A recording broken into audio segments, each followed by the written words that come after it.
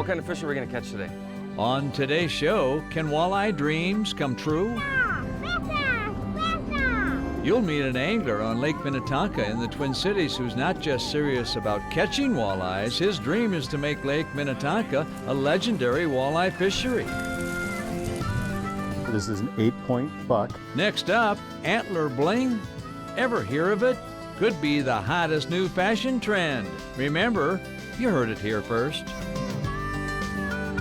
We're doing blue cheese stuffed burgers. We are. And later, 'tis the season, Minnesotans. Time to cook up some venison. Laura Shera has the perfect patty recipe. We're gonna serve this with a little mixed green salad.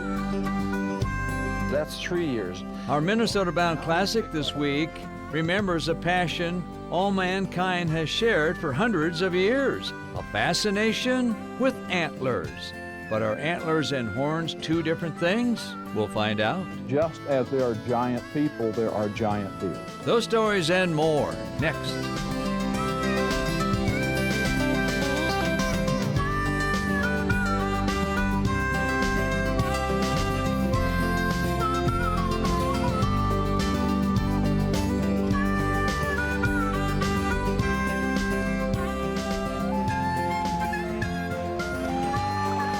Minnesota Bound. Brought to you by Minnesota's Select GMC dealers. Hi everybody, Raven and I welcome you to the show. You know, one of the best kept fishing secrets in all of Minnesota is the good fishing in the Twin Cities area. But walleyes, well, maybe not so much. But that's changing, especially on Lake Minnetonka. It's time to meet Mr. Walleye of Tonka. Travis Frank has the story.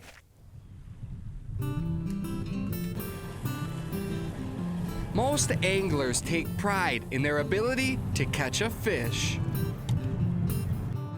Johnny Range defines his success by the amount of fish he's able to release. Bigger than 8 inches. Johnny might just be the best thing that's ever happened to Lake Minnetonka's walleyes, stocking them into the lake one heavy netful at a time. Today's awesome. This is so much fun. We got to put in 1,500 pounds of walleyes in Lake Minnetonka. It's about 10,000 fish bigger than 8 inches. It's just a blast. Back in 2013, Johnny Range started the Westonka Walleye program with the goal of one day making Lake Minnetonka a legendary walleye fishery. Helping Minnesota's anglers catch the state fish has clearly drawn a crowd. 95% of the walleyes that are in the lake are stocked fish. 5% come from natural reproduction. So if we want walleyes in the lake, we have to stock them in the lake. Minnesota's DNR currently stocks fingerling walleyes in this big lake, but only every other year. We buy them from the same place that the DNR gets their fish. It's West Central Bait and Fisheries. They're DNR approved, and the DNR also approves of our program and issues all of our permits. As stocking goes, these walleyes are already trophies. And we're stocking 8 to 13 inch fish because they're less likely to get consumed by the other predator fish. A giant boost to a walleye fishery, paid for by locals that care. Well, it started with, it starts with the whole community and all their generous donations and all the local companies donating products. When the community comes together and makes big donations, we use all that money to buy more walleyes and put them in the lake. We're doing this in 3 different bays this year. But if we raise more money, it'll be more bays. It is a lot of work, and Johnny has kind of taken the lead on this and pretty much done it on his own, except for with the support of all the people donating and being excited about the program. I love it. It's his passion, so he's really excited about it, so you can't help but get excited about it because he's so into it. A success story that Johnny wants to share with all Lake Minnetonka walleye anglers, especially 2 of his favorites, his boys.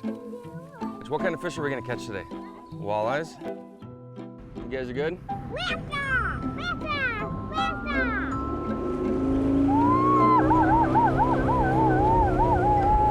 On this trip, the odds have never been better.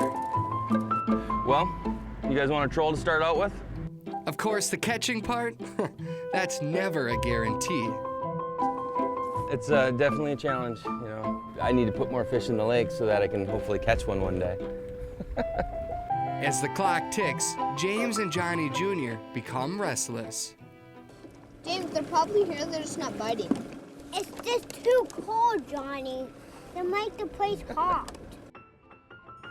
But one walleye changes everything. Hey, walleye! Oh, it's a big walleye. Bring him over this way. Nice fish, Johnny.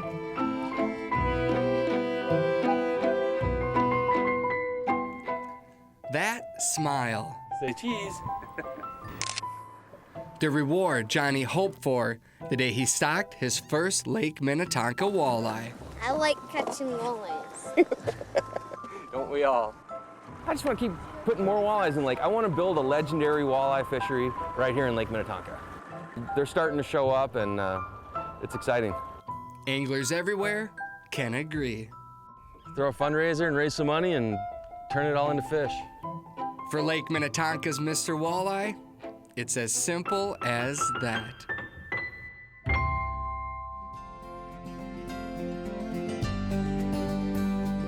This really one of the very first I did. Coming up, a fashion trend about to happen from the woods.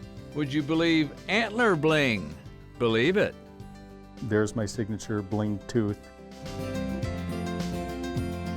Minnesota Bound, brought to you by Minnesota Select GMC dealers. Ellsworth Creamery. Rapala Ice Force. And by Borderview Lodge.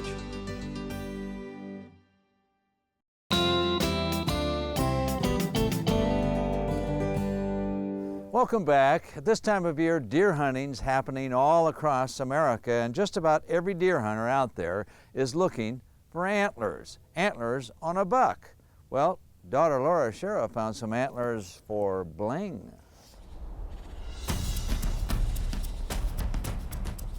Antlers and antlers of all kinds. Since prehistoric times, mankind has been mystified and mesmerized by antlers.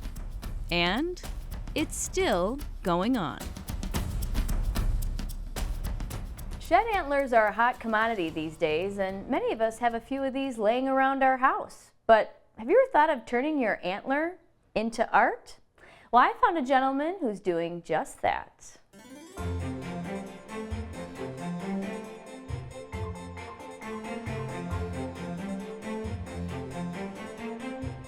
This really one of the very first I did, and back then I always put a silver base coat on it.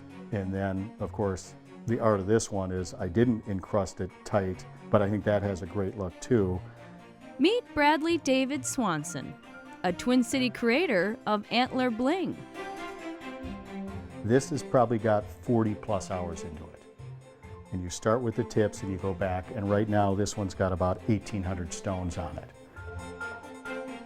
I did a pair for my wife for a birthday present, and after that she said, wow, this is really cool. So then I started doing some more, and I immediately made some sales, and then I've just kind of gone crazy since then, finding more skulls and antler sheds and getting tighter and tighter on my bling. This is an 8-point buck, and it's a full head mount. There's my signature bling tooth. So on average, what would this sell for? This one, my wholesale would probably be around $3,800, and you know, that is what it is, and that's where it's about trying to find the right market. I know there's a market for it.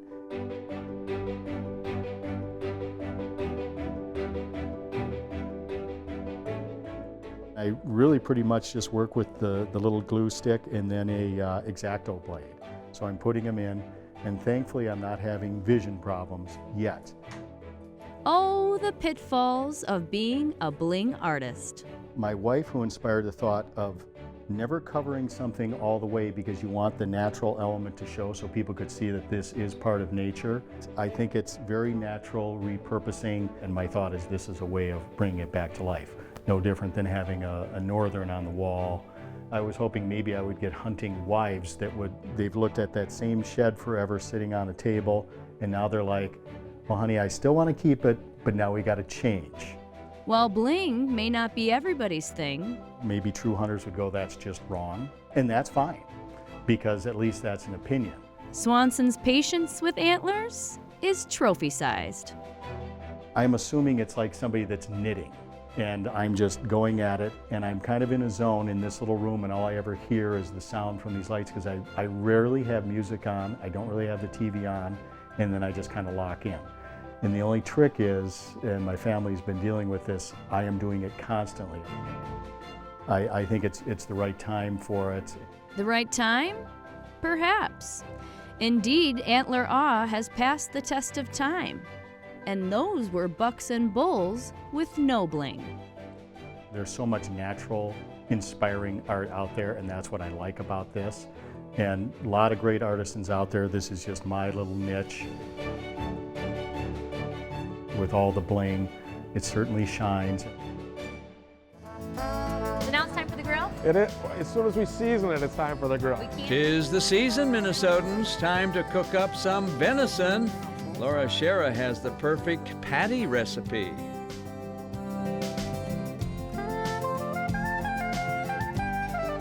Closed captioning from Minnesota Bound is brought to you by Radco Truck Accessories.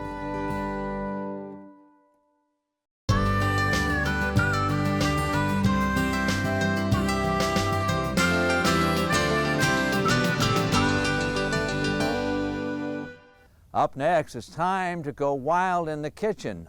On the menu today, venison. How appropriate is that? Good eating. Today we're getting wild in the kitchen with Chef Jim Kinberg, who's the executive chef of Fire Lake Grill House and Cocktail Bar. And Jim, today we are cooking venison. And deer hunting season is almost like a national holiday around this region, isn't it? It very much is. Lots of people have venison in their freezer, and I understand we're doing blue cheese stuffed burgers. We are. That sounds delicious. What are our main ingredients here? So we start off with the ground venison. If you're a good deer hunter, you always have some ground venison laying around. And if you're a good Minnesotan, you love any kind of burger stuffed with cheese and what have you. That's right. So I noticed you have a special seasoning over here? We do, and this is one of my favorite little spice rubs for venison. It has some juniper berries in there, some coriander, black peppercorn, white peppercorn, and fennel seeds. All right, so what are our first steps here? So our first step, we're going to take the ground venison, and venison's a pretty lean meat. We're going to take about a 3-ounce ball of it, and we're going to form it into a little round, and then we're going to kind of smash it down. You'll notice I'm using a little plastic wrap. That just helps get nice and thin. Okay, just want to make a little circle, and we're going to repeat that step. So once again, about a 2 to 3 ounce ball. You want them about the same size. Form it into a little round, and then we smash it down. So both of these will equal one burger at the end of it. You got it. Next, we're going to take a little of this blue cheese. We just kind of want to, maybe about a 1/2 ounce of it. Crumble it right in the center like so. All right, and then we've got some roasted mushrooms over here. Basically what I did, I took a nice assortment of shiitakes, oysters, creminis, whatever mushrooms you have available. We just take a little bit of good olive oil, a little bit of seasoned salt, throw them in a 400-degree oven for about 10 to 15 minutes. They start to soften up, and then they'll look like this. Easy enough. We're going to top off the blue cheese with about equal amount of blue cheese to roasted mushrooms. Ready to assemble? I'm ready to assemble. All right, so now what we do, we just take that burger, top it off. Now here's the trick. Watch what I'm doing with my hand. So I'm just kind of forming that around, like so. Well, that's easy enough. Yeah, so what we're doing is just sealing in all that cheese so it doesn't ooze out all over the grill. They usually will crack just a little bit, but the better you seal it, the more of the stuff that's going to stay inside. Fantastic. All right. There you have it. Okay. So now it's time for the grill? As soon as we season it, it's time for the grill. We can't forget the important That's special right. seasoning. So a little bit of seasoning on This is both the secret, sides. isn't it? This is the secret. All right, there we have it. We're ready for the grill. Okay. So how many minutes on each side? Depending upon how hot your coals actually are, but roughly 4 to 5 minutes on each side. All right, so we are ready to kind of assemble this burger, and you can put whatever you want on it. When you got great ingredients like this, I like to be kind of a minimalist about it, so we've got a little of that secret special sauce from Fire Lake. It's a little sherry scallion dressing. We're going to serve this with a little mixed green salad, little cranberries, little candied walnuts, and bon appetit. Yes, bon appetit. And you too can get wild and creative in the kitchen.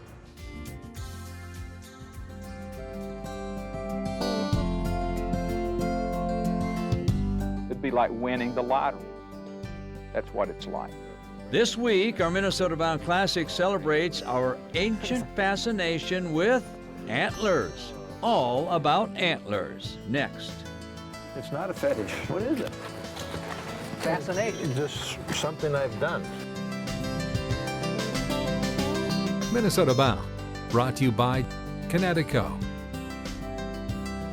Totem Resorts, Maui Gym Sunglasses, and by Evinrude, the official outboard motor of Minnesota Bound.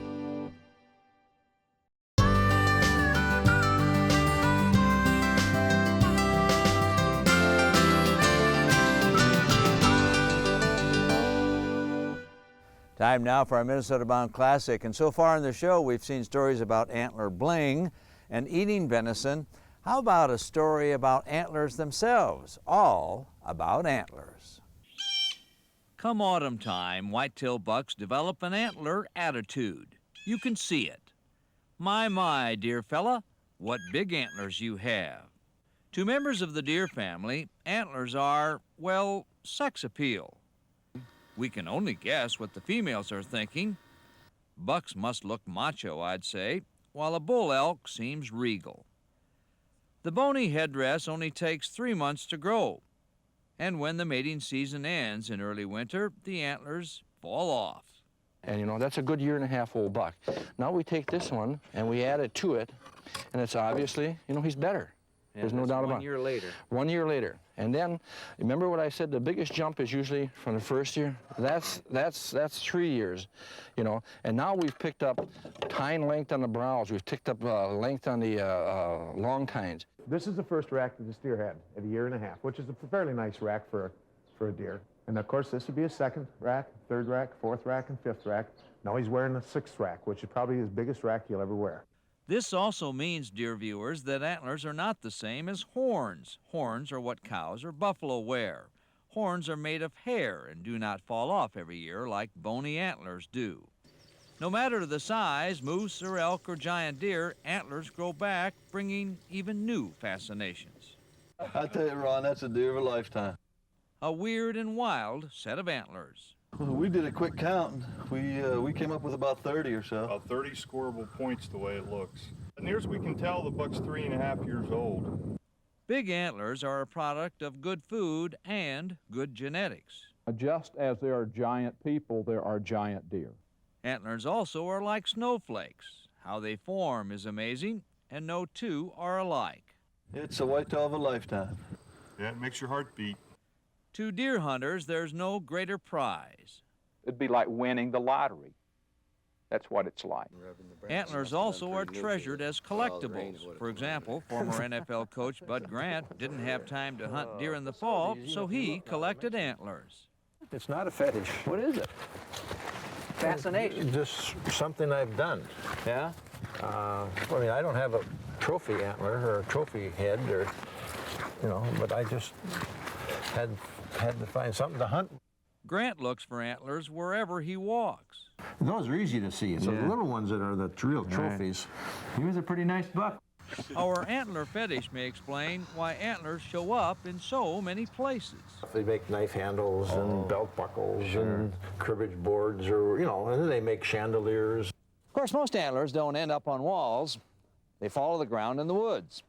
In case you're wondering why you never see them, well, that's because the calcium in these antlers is cherished by small mammals, such as squirrels and mice. They chew on it until it's gone. You could say it's nature's recycling program. Antlers to antlers, trophy to trophy, dust to dust.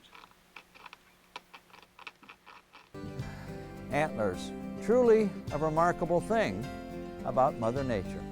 Well, that about does it for us. Remember, introduce a kid to the great outdoors. Tell them about antlers. I'm Ron Shara, of course, always the star of the show, who has no antlers. Raven. Transportation provided by Premier Transportation. Call Call 1-800-899-7433. For more information on these stories and more, catch us on the web at mnbound.com. Share your stories on the Minnesota Bound Facebook page under the Share Your Story tab.